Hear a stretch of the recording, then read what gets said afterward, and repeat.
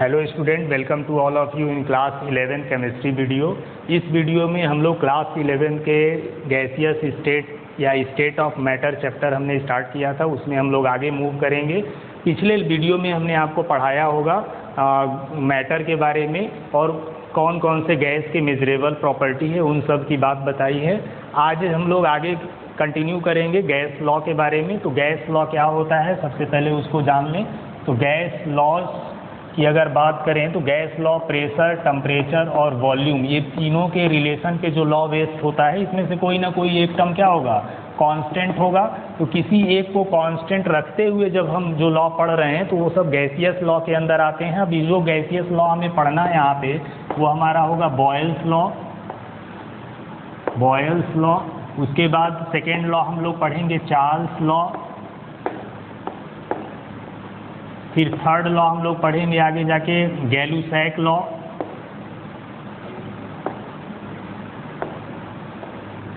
गैलुसैक्स law को ही pressure temperature law भी कहते हैं, ठीक है।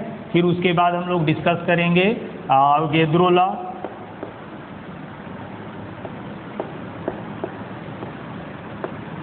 और इसके बाद हम लोग को पढ़ना होगा डाल्टन्स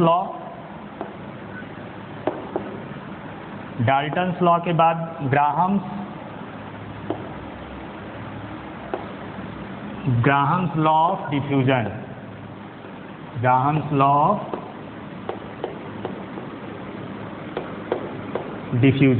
तो ये गैसियस लॉ है, एक एक करके इनके बारे में हम लोग डिस्कस करेंगे। तो अगर बॉयल्स लॉ की बात किया जाए तो बॉयल्स लॉ क्या है, बॉयल्स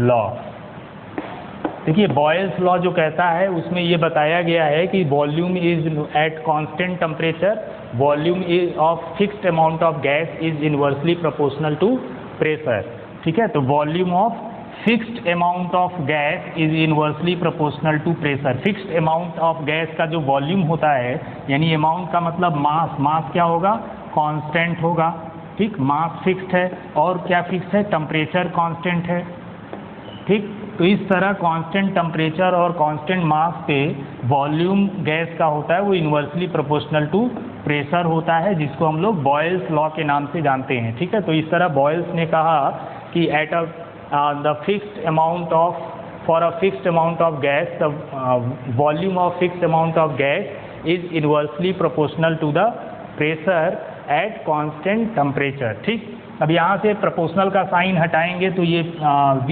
इक्वल टू आ जाएगा यहाँ K, ठीक, K/P आ जाएगा, यानी कांस्टेंट K मिल जाएगा। और यहाँ से हम इसको लिखेंगे PV इक्वल टू K, ठीक है। ये K क्या है, कांस्टेंट है, प्रोपोर्शनैलिटी कांस्टेंट इसको कहेंगे, ये कांस्टेंट है। अब यहाँ से हम अगर दो गैस है, एक मान लीजिए इसमें इसका वॉल्यूम और प्रेशर P1 V1 है, दूसरा गैस है उसका वॉल्यूम और प्रेशर क्या है, P2 V2 है।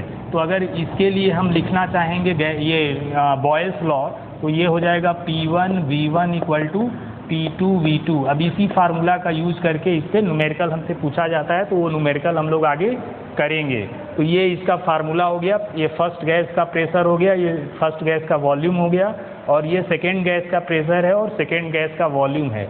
इन्हीं 4 टर्म्स जो दिख रहे हैं यहाँ पे, इन्हीं में से कोई 3 टर्म दे देगा और आपसे 4th टर्म पूछ सकता है, ठीक है। तो बॉयल्स लॉ आप ध्यान रखेंगे कि the volume of fixed amount of gas is inversely proportional to pressure at constant temperature. तो कांस्टेंट टेम्परेचर पे या फिक्स्ड मास पे वॉल्यूम इनवर्सली प्रोपोर्शनल होता है प्रेशर के, यही है बॉयल्स लॉ। अब देखते हैं इसका ग्राफिकल रिप्रेजेंटेशन किस तरह से दिखता है। तो चलिए इसका ग्राफिकल रिप्रेजेंटेशन देख लेते हैं कि किस तरह का इसका ग्राफ बनेगा। तो बॉयल्स लॉ का ग्राफ, जो फर्स्ट ग्राफ होगा इसका, वो हम लोग यहाँ बनाएंगे वॉल्यूम और प्रेशर के बीच में, ठीक है। ये वॉल्यूम y एक्सिस पे और x एक्सिस पे प्रेशर लिया गया है। तो ये ग्राफ कैसा बनाएगा, कर्व बनाएगा, ठीक है, इस तरह का कर्व बनेगा। अब ये graph constant temperature and mass भी क्या है, यहाँ पे कांस्टेंट है, टेम्परेचर और मास दोनों कांस्टेंट होंगे। और ये ग्राफ जो बन रहा है जब कांस्टेंट टेम्परेचर पे कोई भी ग्राफ प्लॉट किया जाता है तो उस ग्राफ को हम लोग बोलते हैं आइसोथर्म। ठीक है, तो कांस्टेंट टेम्परेचर पे अगर कोई ग्राफ बना हुआ है तो आइसोथर्म कहलाएगा। इस ग्राफ का जो कर्व बन रहा है ये कैसा बन रहा है? Rectangular parabola, sorry rectangular hyperbola. ठीक है, तो ये ग्राफ कैसा बनेगा? रेक्टेंगुलर हाइपरबोला बनेगा। ठीक है, ये कर्व का रेक्टेंगुलर हाइपरबोला ये होगा। तो ये फर्स्ट ग्राफ है। सेकेंड ग्राफ अगर बताया जाए तो सेकेंड ग्राफ v और 1/p के बीच में प्लॉट करेंगे तो ये ग्राफ ओरिजिन से पास होगा और स्ट्रेट लाइन ग्राफ होगा। ये भी, इसमें भी टेम्परेचर और मास क्या है? कांस्टेंट है दोनों।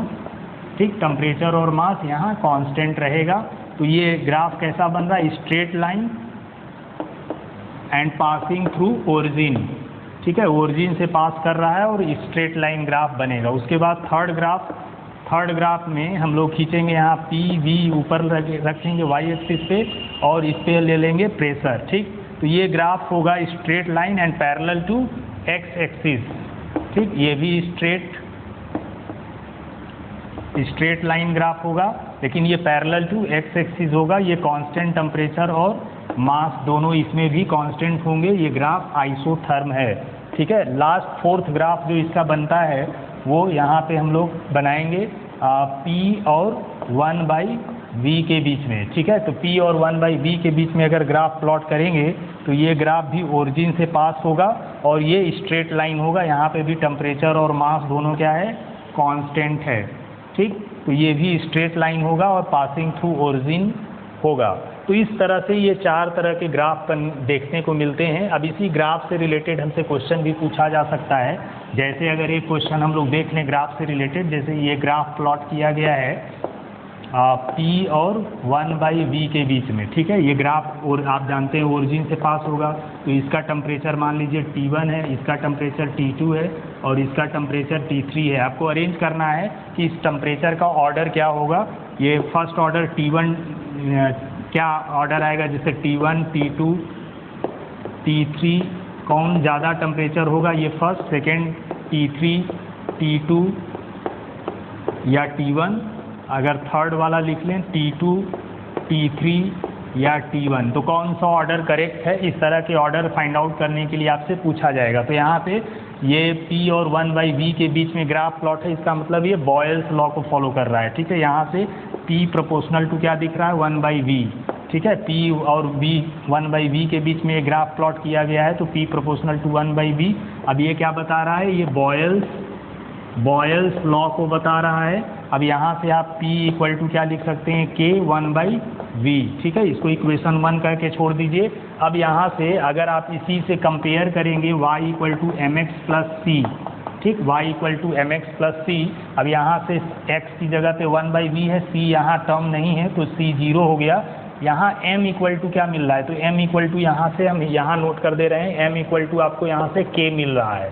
अब ये k क्या बता रहा है? m क्या बताता है? m स्लोप को बताता है। ठीक है, मैथमेटिक्स में आपने ये इक्वेशन पढ़ा होगा स्ट्रेट लाइन के लिए, y equal to mx plus c। अब इस इक्वेशन से हम इसका कंपेयर करेंगे तो यहाँ m और k सेम चीज़ें दिखाई देती हैं, यानी ये स्लोप को रिप्रेजेंट करता है।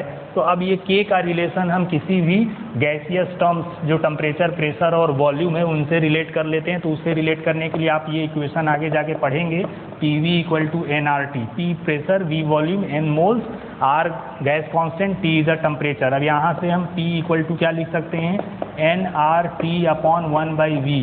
ठीक, इसको इक्वेशन अगर 2 कह लें, ठीक है, इक्वेशन 2 कह लें इसको, तो इक्वेशन 1 और 2 को अगर रिलेट कर दें फ्रॉम इक्वेशन 1 एंड 2 से अगर देखा जाए तो 1 और 2 में वहाँ आपको दिख रहा है कि P equal to nRT 1/v और वहाँ P equal to K 1/v लिखा हुआ है। ठीक है, P equal to K 1/v। अब इन दोनों इक्वेशन में K इक्वल टू क्या मिल गया? nRT मिला आपको। यहाँ से ये दोनों तो कांस्टेंट हो गए, ये कांस्टेंट ही है, मोल्स, मास कांस्टेंट है तो मोल्स कांस्टेंट हो गया।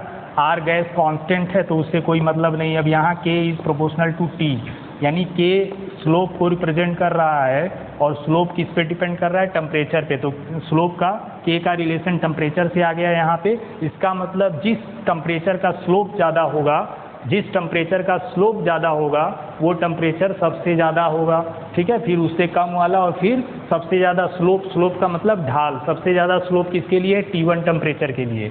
तो यहाँ से ऑर्डर क्या हो जाएगा, T1 is greater than T2 is greater than T3, ठीक, ये वाला ऑर्डर करेक्ट हो जाएगा। तो इस तरह इसका फर्स्ट आंसर ये करेक्ट होगा, T1 टेम्परेचर ज़्यादा होगा T2 से और T2 ज़्यादा होगा T3 से। तो इस टाइप के क्वेश्चन आपसे इस पे पूछा जा सकता है बॉयल्स लॉ से। चलिए अब हम लोग देखते हैं इस पे क्वेश्चन किस तरह का आएगा। चलिए क्वेश्चन देख लेते हैं चार्ल्स लॉ से। क्वेश्चन है a vessel of 120 ml capacity contain a certain amount of 35 degree Celsius and 1.2 बार। अब देखो ये ml में कैपेसिटी दिया हुआ है तो ये वॉल्यूम हो गया 120 ml, ठीक है। फिर उसके बाद यहाँ पे बार, बार के किसकी यूनिट है, प्रेशर की, तो प्रेशर यहाँ पे हो गया 1.2 बार, ठीक। अब the gas is transfer to another vessel of volume 100, second volume दिया है 180 ml। अब टेम्परेचर तो कांस्टेंट है यहाँ 35 पे ही ये सेकेंड वॉल्यूम भी दिया हुआ है। आपको निकालना है सेकेंड प्रेशर, ठीक है। तो आप यहाँ से क्या लगाएंगे, बॉयल्स लॉ लगाएंगे, P1 V1 equal to P2 V2। आपको P2 फाइंड आउट करना है, P2 equal to P1 V1 upon V2 हो जाएगा। अब यहाँ पे आप वैल्यू रख देंगे, P1 की वैल्यू आपके पास है 1.2, V1 की वैल्यू है आपके पास 120 और यहाँ से V2 की वैल्यू है 180, 80 से 0 कैंसिल हो गया, ठीक है। अब यहाँ आ गया 1.44, 12 का इंटू करोगे क्या होगा 144 अपॉन 18, ये आ गया आपका ये अच्छा, ये एक डिजिट पे डेसिमल लगेगा यहाँ पे, ठीक। तो ये आ गया। अब इसको आप सॉल्व करोगे तो ये सॉल्व करने पर आपको वैल्यू मिल जाएगा 0.8 बार, ठीक है, 0.8 बार इतना आ जाएगा प्रेशर। आप सॉल्व करके देख लेना। तो इस तरह से क्वेश्चन आपसे पूछा जाएगा, सीधे आपको पहचान लेना है उसकी यूनिट से कि वो P1 V1 क्या दिया हुआ है, ठीक है। तो इस तरह आप क्वेश्चन सॉल्व कर लेंगे। नेक्स्ट लॉ है हमारा चार्ल्स लॉ, ठीक। अब ये चार्ल्स साइंटिस्ट थे, उन्होंने गैस के लिए जो लॉ दिया उसको चार्ल्स लॉ के नाम से जानते हैं। अब चार्ल्स ने क्या कहा था, तो volume of fixed mass of gas is directly proportional to the absolute temperature at constant pressure. तो कांस्टेंट प्रेशर पे किसी भी गैस का वॉल्यूम टेम्परेचर के डायरेक्टली प्रोपोर्शनल होता है, ठीक है। तो V is directly proportional to temperature at constant pressure, ठीक। प्रेशर क्या होगा यहाँ पे, कांस्टेंट होगा। तो कांस्टेंट प्रेशर पे volume is directly proportional to temperature. अब यहाँ पे कांस्टेंट हटेगा तो ये प्रोपोर्शनल साइन हटेगा तो ये कांस्टेंट K आ जाएगा, जिसको V/T इक्वल टू क्या लिखेंगे, K लिखेंगे। K क्या है यहाँ पे, कांस्टेंट है, ठीक। अब यहाँ से आप इसको डिफरेंट गैस के लिए, दो गैस के लिए लिख सकते हो, V1/T1 इक्वल टू V2/T2। इस तरह से आप फार्मूला बना सकते हो दो डिफरेंट गैस के लिए। ये फर्स्ट गैस का वॉल्यूम टेम्परेचर है, ये सेकेंड गैस का वॉल्यूम और टेम्परेचर है। तो इस तरह से आप लिख सकते हो। अब ये रिलेशन कैसे यहाँ पे मिला हमें, V is proportional to T। अब इस रिलेशन को देखने के लिए हमें एक और रिलेशन समझना पड़ेगा और उस रिलेशन को हम यहाँ पे डायरेक्ट यूज करके आपको ये समझा रहे हैं। VT equal to V0 1 plus T upon 273, ठीक है। ये इक्वेशन है, ये रिलेशन है। अब इस रिलेशन में T मान लीजिए फर्स्ट टेम्परेचर है, अब उस T की जगह पे हम कोई वैल्यू रख देंगे। जब फर्स्ट वॉल्यूम की अगर बात करें तो ये V0 1 प्लस यहाँ T1 अपॉन 273, इसको इक्वेशन फर्स्ट कह लें। और सेकेंड अगर रखें वॉल्यूम तो ये 1 प्लस T2 अपॉन क्या हो जाएगा 273, ये सेकेंड हो गया, ठीक है। यहाँ से LCM लेके भी कर सकते हो। तो यहाँ फर्स्ट में सेकेंड से हम क्या करेंगे, डिवाइड कर देंगे। तो V1 upon V2 equal to क्या मिल जाएगा हमें यहाँ से रिलेशन। अब ये मिल जाएगा V0, इसको LCM लेके क्या लिख सकते हो 273 प्लस T1 अपॉन क्या लिख सकते हैं 273, ये हो गया आपका यहाँ से फर्स्ट वाला। और V2 क्या है, ये भी V0, ये 273 प्लस T2 अपॉन 273, ठीक। अब कैंसिल हो जाएगा, ये कैंसिल हो जाएगा, बचेगा क्या V1 upon V2 equal to बचेगा आपका 273 plus T1 upon 273 plus T2, ये बचा यहाँ से। तो इस तरह V1 by V2 equal to क्या मिल गया, T1 बाई T2 मिल गया। ठीक है, दो डिफरेंट टेम्परेचर मिल गए। यहाँ से आप कह सकते हो कि V is proportional to T, और यही है आपका चार्ल्स लॉ का स्टेटमेंट कि volume is directly proportional to absolute temperature at constant pressure. ठीक है, कांस्टेंट प्रेशर पे वॉल्यूम गैस का टेम्परेचर के डायरेक्टली प्रोपोर्शनल होता है। जैसे जैसे टेम्परेचर बढ़ाते हैं गैस का वॉल्यूम क्या होता है, बढ़ता चला जाता है, और इसी लॉ को हम लोग चार्ल्स लॉ के नाम से जानते हैं। ये तो फर्स्ट स्टेटमेंट हो गया चार्ल्स लॉ का। सेकेंड तरीके से भी चार्ल्स ने इसको इस स्टेटमेंट दिया था, और वो सेकेंड स्टेटमेंट है जैसे इसी पे ये V रिलेशन दिया है, V2 इक्वल टू हमने देखा V01 प्लस T अपॉन 273।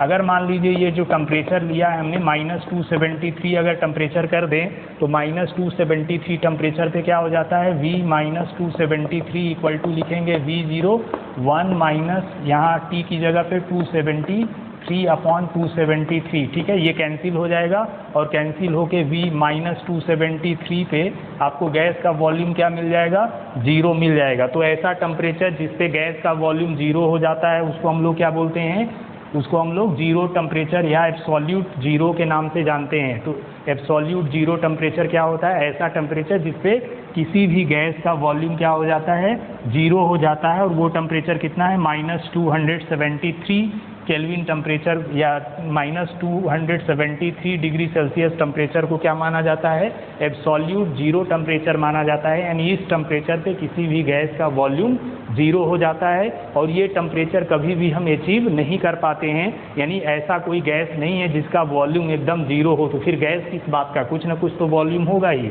तो इस टेम्परेचर को हम कभी अचीव नहीं कर पाते हैं। ठीक है, लेकिन ये एब्सोल्यूट टेम्परेचर है जिसको एब्सोल्यूट जीरो के नाम से जाना जाता है, एब्सोल्यूट जीरो।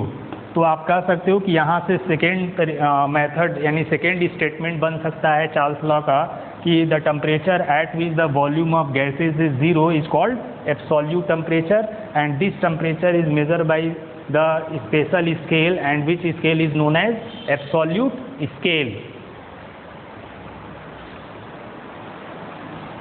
चलिए इसका ग्राफ देख लेते हैं, ग्राफ किस टाइप का बनेगा इसका। तो ग्राफ की अगर बात किया जाए तो ये वॉल्यूम और टेम्परेचर के बीच में ग्राफ होगा पासिंग टू ओरिजिन, और ये स्ट्रेट लाइन ग्राफ होगा। अच्छा, अगर ये ग्राफ प्रेशर क्या है, कांस्टेंट है, तो कांस्टेंट प्रेशर पे जब भी कोई ग्राफ खींचा जाता है तो उस ग्राफ को हम लोग क्या बोलते हैं, आइसो बार बोलते हैं। ठीक है, आइसोथर्म बोलते हैं जब ग्राफ कांस्टेंट टेम्परेचर पे प्लॉट किया जाता है। अब यहाँ पे हम आइसो बार बोलेंगे क्योंकि ये कांस्टेंट प्रेशर पे ग्राफ बना हुआ है। ठीक है, अगर कांस्टेंट वॉल्यूम पे ग्राफ बनेगा तो उसको आइसो कोर के नाम से जाना जाता है। ठीक है, यहाँ पे स्ट्रेट लाइन ग्राफ होगा, पासिंग थ्रू ओरिजिन होगा। ठीक, ये नेचर हो गया ग्राफ का।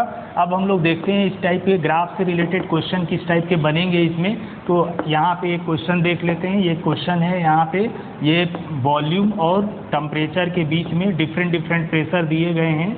अब ये डिफरेंट प्रेशर आपका, ये first pressure, second and third, ये P1 हो गया, P2 एंड P3, ये डिफरेंट प्रेशर दिया गया है। अब आपको यहाँ प्रेशर को अरेंज करना है, इसका करेक्ट ऑर्डर बताना है कि सबसे ज़्यादा प्रेशर किसका होगा, उससे कम किसका होगा, और सबसे कम किसका प्रेशर होगा। यानी इसके इंक्रीजिंग या डिक्रीजिंग ऑर्डर में आपको अरेंज करने के लिए प्रेशर को पूछ सकता है। तो कैसे करेंगे इस क्वेश्चन को, तो सबसे पहले आप फिर से इक्वेशन यूज करेंगे PV इक्वल टू nRT, जिसको हम लोग आइडियल गैस इक्वेशन के नाम से जानते हैं। अब ये इक्वेशन रिलेशन आगे हम लोग डिराइव भी करेंगे, तो इस रिलेशन को यूज़ करेंगे। यहाँ से आपको V इक्वल टू मिल जाएगा NR अपॉन P कर लीजिए और T को बाहर कर लीजिए। ठीक है, तो यहाँ से V किस पे रिलेट हो रहा है, T पे। ये बीच में क्या मिल गया आपको, कांस्टेंट मिल गया V इक्वल टू K। अगर Y equal to MX, Y equal to MX plus C 0 है तो उससे आगे टर्म इसमें है नहीं, तो C क्या हो जाएगा, 0 हो जाएगा। X की जगह पे T हो गया, और M की जगह पे क्या हो गया, ये स्लोप K को रिप्रेजेंट कर रहा है, तो इसको मान लीजिए K। ठीक है, तो ये K कह दीजिए इसको, ये स्लोप को हम क्या मान लेंगे, इसमें K मान लेंगे। तो यहाँ से K इक्वल टू क्या हो जाएगा, V इक्वल टू क्या लिख सकते हैं, KT लिख सकते हैं। K इक्वल टू हम NR अपॉन P को क्या कह दिए, K कह दिए। ठीक है, तो K इक्वल टू हो गया ये। अब यहाँ से इसमें आप ये के क्या बता रहा है, स्लोप को बता रहा है। तो अब देखिए यहाँ से कि अगर मान लीजिए स्लोप बढ़ता है तो क्या हो रहा है, जिसका स्लोप ज़्यादा है उसका देखिए टेम्परेचर क्या है, कम है, जिसका स्लोप कम है उसका टेम्परेचर क्या है, ज़्यादा है। तो यही तो हमें बताना है कि वॉल्यूम टेम्परेचर के डायरेक्टली प्रोपोर्शनल है, यानी टेम्परेचर ज़्यादा तो इसका मतलब वॉल्यूम क्या ज़्यादा। तो अब देखिए यहाँ वॉल्यूम क्या है, यहाँ पे ये है वॉल्यूम, ये टेम्परेचर प्रेशर क्या होगा, यहाँ पे अगर प्रेशर को अरेंज करना है तो इस रिलेशन में देखेंगे स्लोप जिसका ज़्यादा होगा प्रेशर उसका उतना कम होगा, ठीक है।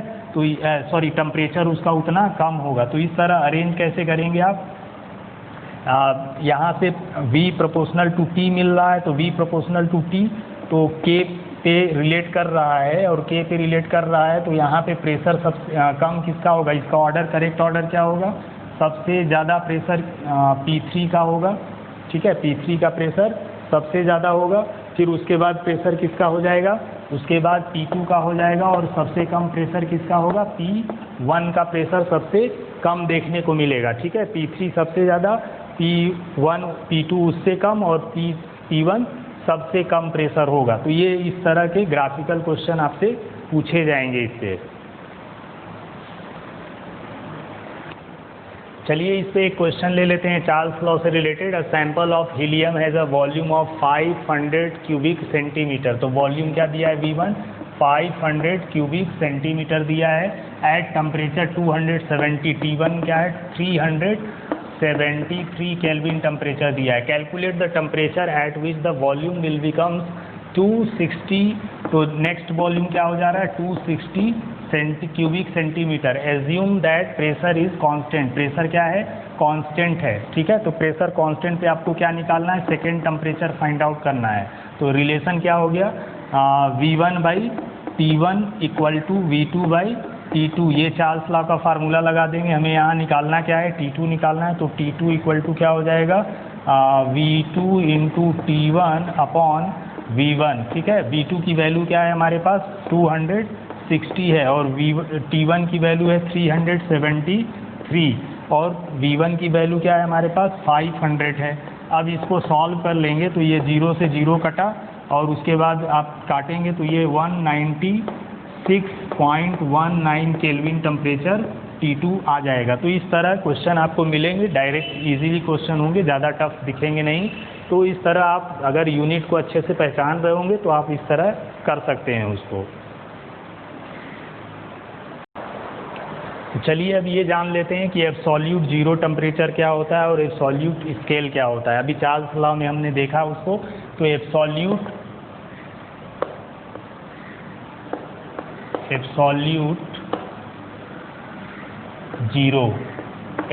जीरो क्या होता है, एक हाइपोथेटिकल एब्सोल्यूट जीरो टेम्परेचर आप कह सकते हैं। तो हाइपोथेटिकल टेम्परेचर होता है जिस पर गैस का वॉल्यूम क्या होगा, जीरो होगा। तो hypothetical temperature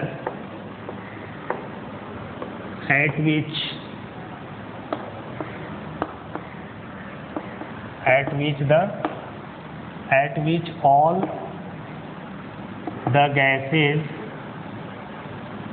are supposed to occupy zero volume, ठीक। तो जिस टेम्परेचर पर सभी गैसों का वॉल्यूम क्या हो जाता है, जीरो हो जाता है, उसी को एब्सोल्यूट जीरो कहा जाता है। और ये टेम्परेचर कितना हो, -273.15 डिग्री सेल्सियस टेम्परेचर को एब्सोल्यूट जीरो टेम्परेचर माना जाता है। और एब्सोल्यूट जीरो टेम्परेचर को मेज़र करने के लिए जो स्केल बनाया गया है उसको एब्सोल्यूट जीरो स्केल के नाम से जाना जाता है। तो आप कह सकते हैं कि the scales of temperature in which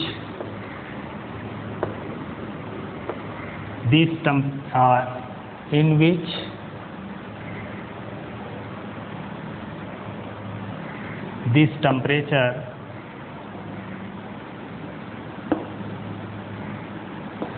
of zero is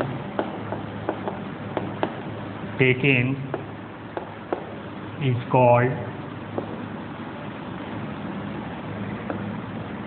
absolute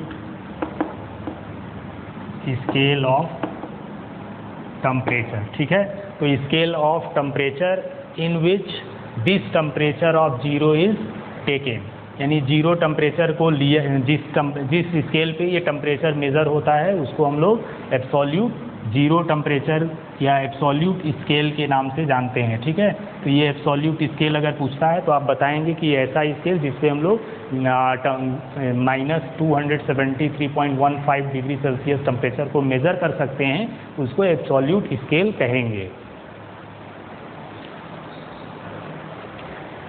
next gaseous law की अगर बात किया जाए तो नेक्स्ट गैसियस लॉ को हम लोग प्रेशर टेम्परेचर लॉ के नाम से जानते हैं और इसी को गेलू-सैक लॉ भी कहते हैं। ठीक है, तो गेलू-सैक लॉ में क्या बताया गया है उसको देख लेते हैं, फिर उसके बाद नेक्स्ट लॉ हम लोग जानेंगे। तो हेडिंग डालते हैं pressure temperature law. Pressure temperature law को गेलू-सैक लॉ, ठीक, इन लॉ नेम से इसको जानते हैं। अब इसमें कहा गया है एट कांस्टेंट वॉल्यूम, ठीक है, constant volume the pressure of given, ठीक है, pressure of given mass of gas is directly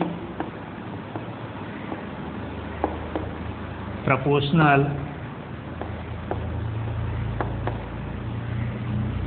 to its absolute temperature। ठीक है, एब्सोल्यूट टेम्परेचर के डायरेक्टली प्रोपोर्शनल होता है। आप कह सकते हैं P is directly proportional to T, pressure is directly proportional to absolute temperature. यहाँ से प्रोपोर्शनल का साइन हटेगा तो एक कांस्टेंट आ जाएगा, प्रोपोर्शनैलिटी कांस्टेंट। तो P/T इक्वल टू क्या लिखेंगे, कांस्टेंट K। ठीक है, K कांस्टेंट है। अब यहाँ से हम इसको रिलेशन को दो डिफरेंट गैस के लिए लिख सकते हैं, P1/T1 इक्वल टू P2/T2। ये रिलेशन फार्मूला बन गया हमारा। अब इस फार्मूला से अगर न्यूमेरिकल हमसे पूछा जाता है तो न्यूमेरिकल हम इस फार्मूला का यूज़ करके सॉल्व कर सकते हैं। तो यही है गेलू-सैक लॉ, या इसी को हम लोग प्रेशर टेम्परेचर लॉ के नाम से भी जानते हैं। चलिए अब हम लोग जान लेते हैं अवोगाद्रो लॉ के बारे में। अवोगाद्रो लॉ क्या है और किस तरह से उसको हम डिफाइन करके उसका फार्मूला देख सकते हैं। तो चलिए उसको देखते हैं और हेडिंग डालते हैं अवोगाद्रो लॉ। अवोगाद्रो ने लॉ दिया था करीब, ये लॉ 1811 में ये लॉ दिया था अवोगाद्रो ने। ठीक, अब इस लॉ में इन्होंने क्या किया था, क्वांटिटी ऑफ गैस का वॉल्यूम के साथ क्या रिलेशन होगा इसके बारे में इन्होंने बताया था। ठीक है, वॉल्यूम के साथ रिलेशन क्वांटिटी ऑफ गैस का कैसा होगा इसके बारे में इन्होंने लॉज दिया था, जिसको हम लोग अवोगाद्रो लॉ के नाम से जानते हैं। एक अवोगाद्रो नंबर भी होता है 6.022 × 10⁻23। एक मोल में इतने नंबर ऑफ एटम्स होते हैं, वो इन्हीं के नाम पे उसको रखा गया है। ठीक है, तो अवोगाद्रो ने कहा था क्वांटिटी ऑफ गैस का वॉल्यूम के साथ रिलेशन बताया था, और उन्होंने कहा under similar condition of pressure and temperature equal volume of all gases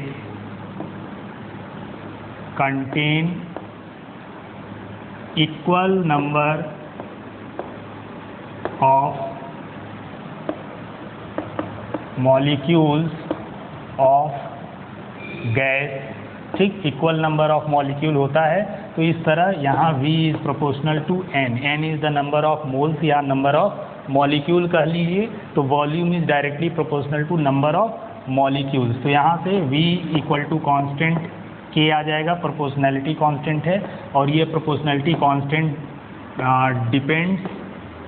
depends on temperature and pressure. Temperature और प्रेशर पे ये डिपेंड करेगा। ठीक है, तो यहाँ से फार्मूला मिल गया V इक्वल टू, इसको V/N इक्वल टू K भी लिख सकते हैं। ठीक है, तो ये आपका अवोगैड्रो लॉ के नाम से जाना जाता है। और अवोगैड्रो ने यही बताया कि किसी भी फिक्स्ड वॉल्यूम के लिए अगर हम नंबर ऑफ मोल्स की बात करें तो नंबर ऑफ मोल्स एक दूसरे के इक्वल होते हैं। तो यही यहाँ पे कहा गया है कि all gases contain equal number of molecules, volume of all gases contain equal number of molecule, यानी सभी सेम गैस का अगर वॉल्यूम है 1 लीटर, मान लीजिए ऑक्सीजन लिया, 1 लीटर नाइट्रोजन लिया, तो दोनों में क्या होंगे, नंबर ऑफ मॉलिक्यूल्स सेम होंगे। जितना मॉलिक्यूल ऑक्सीजन का होगा 1 लीटर में, उतना ही नाइट्रोजन के 1 लीटर में नंबर ऑफ मॉलिक्यूल्स होगा। और यही बताने का प्रयास किया था अवोगैड्रो ने, जिसको हम लोग अवोगैड्रो लॉ के नाम से यहाँ पढ़ रहे हैं।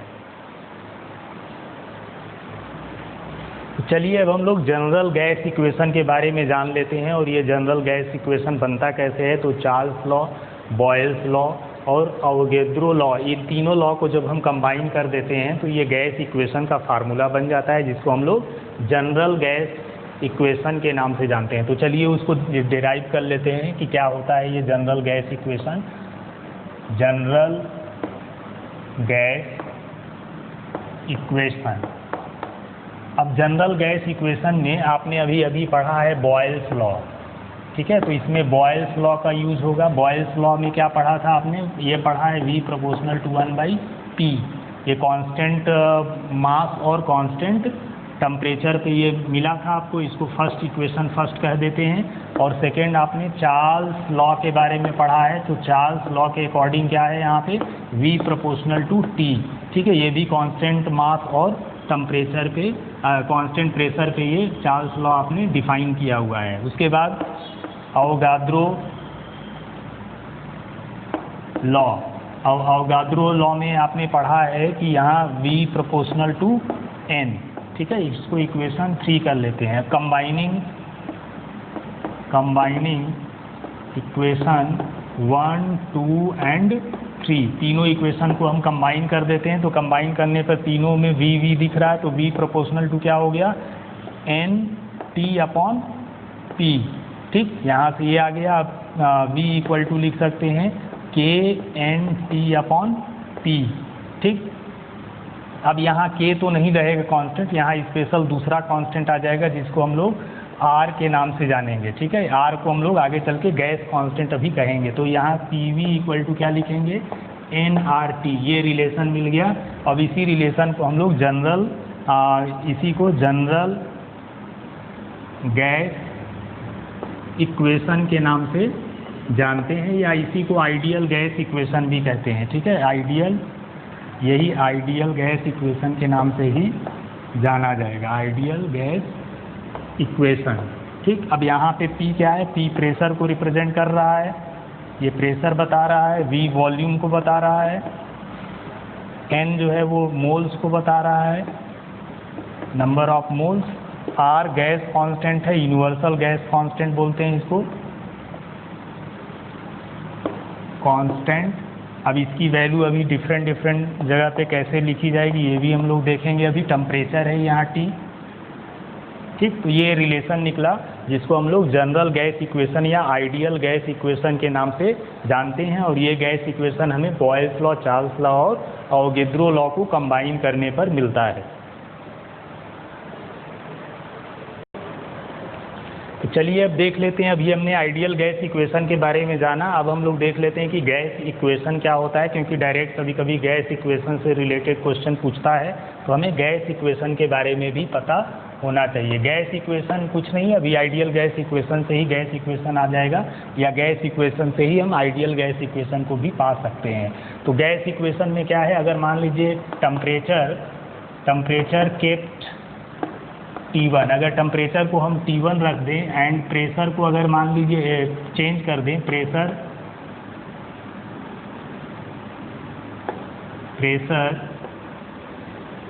Changes from P1 to P2, ठीक है, प्रेशर को P1 से P2 चेंज कर दें, तो देन वॉल्यूम बिकम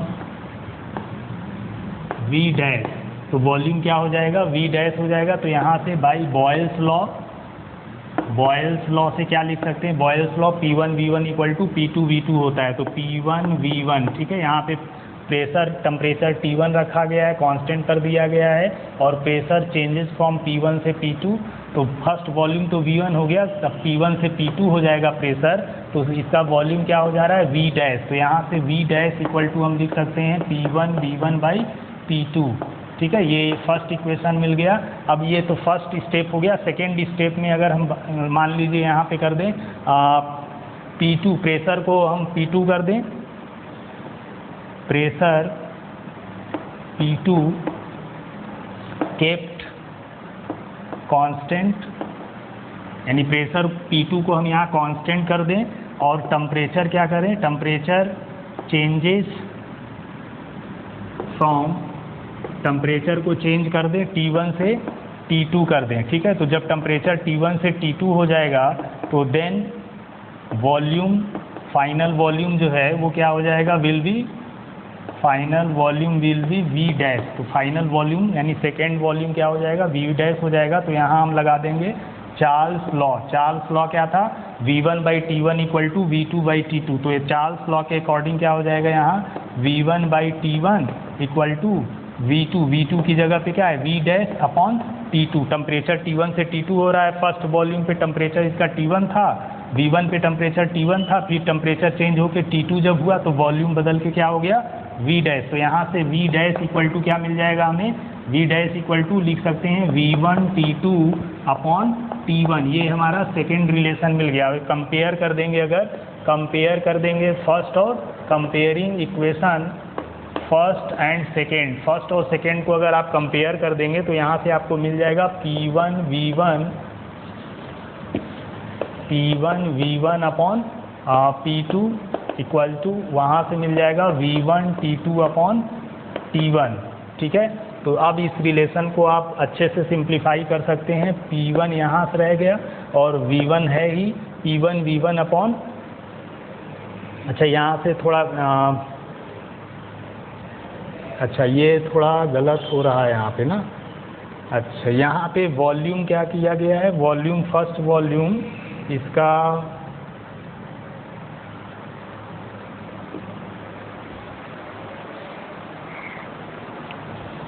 अच्छा यहाँ पे जो टेम्परेचर है, ये टेम्परेचर क्या हो जाएगा, यहाँ चार्ल्स लॉ का जब यूज करेंगे तो यहाँ ये वॉल्यूम V2 हो जाएगा, V2 बाई यहाँ T2, ठीक है, V2 बाई T2। अब यहाँ V डैश अपॉन T1, ठीक है, ये लिखा जाएगा। तो ये रिलेशन अब चेंज होके आ जाएगा आपका, यहाँ से V डैश अब निकालेंगे आप, तो V डैश इक्वल टू क्या हो जाएगा, T1 V2 अपॉन T2, ठीक है, ये रिलेशन आ जाएगा। क्योंकि यहाँ पे क्या है, प्रेशर P2 को कांस्टेंट रखा गया है और टेम्परेचर को T1 से T2 जब चेंज किया जा रहा है तो वॉल्यूम क्या हो रहा है, फर्स्ट, यानी फर्स्ट वॉल्यूम इसका क्या है V डैश और सेकेंड वॉल्यूम इसका V2 है। तो ये रिलेशन अब यूज़ करेंगे यहाँ से, तो ये आ जाएगा आपका फर्स्ट और सेकेंड में आपका ये आ गया है। इस रिलेशन को चेंज कर लेते हैं। फर्स्ट तो ये था P1 V1 बाई T1, यहाँ पे ये लिखा गया है P1 V1 बाई P2, ठीक है। अब सेकेंड में क्या मिल गया हमें, T1 V2 बाई T2, ये रिलेशन मिला। अब यहाँ से हम लिख सकते हैं P1 V1 बाई T1 को यहाँ नीचे ले ले और यहाँ P2 को ऊपर भेज दे इसके पास, P2 V2 बाई T2। तो ये रिलेशन जो मिला इसी को हम लोग क्या बोलते हैं, गैस इक्वेशन के नाम से जानते हैं। ये फर्स्ट प्रेशर और फर्स्ट वॉल्यूम को, और ये फर्स्ट टेम्परेचर को रिप्रेजेंट कर रहा है किसी गैस का, और ये किसी गैस के सेकेंड प्रेशर, सेकेंड वॉल्यूम और सेकेंड टेम्परेचर को रिप्रेजेंट कर रहा है। तो ये गैस इक्वेशन का यूज करके हम लोग न्यूमेरिकल लगा सकते हैं। तो ये न्यूमेरिकल के लिए आपको गैस इक्वेशन डिराइव करने के लिए भी पूछा जा सकता है और न्यूमेरिकल में भी इसका यूज़ किया जाता है। तो इस तरह गैस इक्वेशन आपने देखा, आइडियल गैस इक्वेशन देखा, और Charles law, Boyle's law, Avogadro law, ठीक है, और गैलुसैक लॉ, ये सभी लॉ हमने इसमें पढ़ाया। बाकी जो आगे के लॉ बचे हुए हैं वो नेक्स्ट वीडियो में हम लोग पढ़ेंगे। Thank you.